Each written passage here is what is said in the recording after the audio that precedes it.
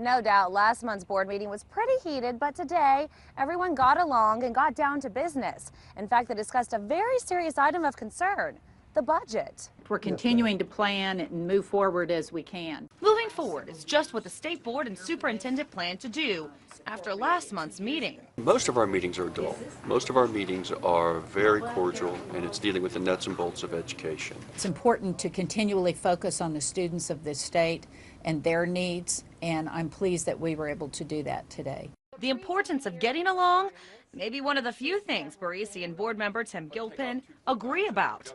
Arguments last month stem from Barisi's hires. At one point, Gilpin called her a dictator, for which she demanded an apology. Lawmakers filed legislation to change who's on the board from appointed citizens to elected officials.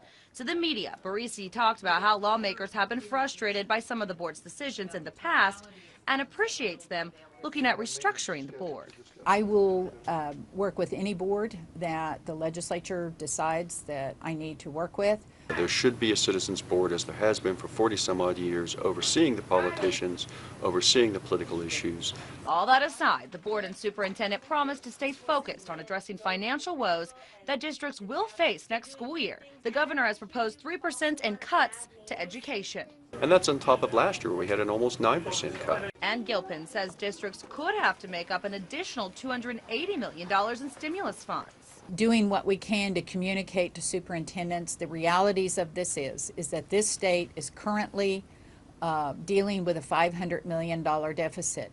At the board's meeting next month, they hope to have more information on just how deep those cuts could go. In Oklahoma City, Marla Carter, 2 News works for you.